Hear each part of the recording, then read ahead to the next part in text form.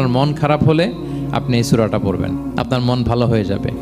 এটাকে দি anti depressant সূরা বলে, মানে ডিপ্রেশন কাটায় ফেলে।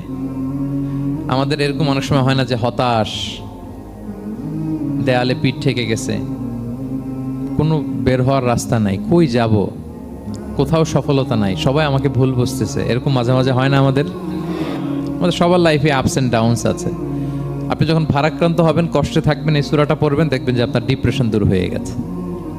তো আল্লাহর হাবিব সাল্লাল্লাহু আলাইহি ওয়াসাল্লাম যখন এরকম ভারাক্রান্ত ছিলেন, চিন্তিত ছিলেন, তখন আল্লাহর হাবিব সাল্লাল্লাহু আলাইহি সাল্লামকে চিন্তামুক্ত করবার জন্য আল্লাহ তাআলা এই চমৎকার সূরাটি নাজিল করেছেন। আল্লাহ নাজিল করলেন, আউযু বিল্লাহি মিনাশ শাইতানির রাজিম, বিসমিল্লাহির রহমানির রহিম, ওয়াদ-দুহা ওয়াল-লাইলি ইযা সাজা মা ওয়াদ্দাআকা রাব্বুকা ওয়া মা ক্বালা ওয়ালাল আখিরাতু খায়রুল লাকা মিনাল উলা ওয়ালা সাওফা ইউতিকা রাব্বুকা ফাতারদা।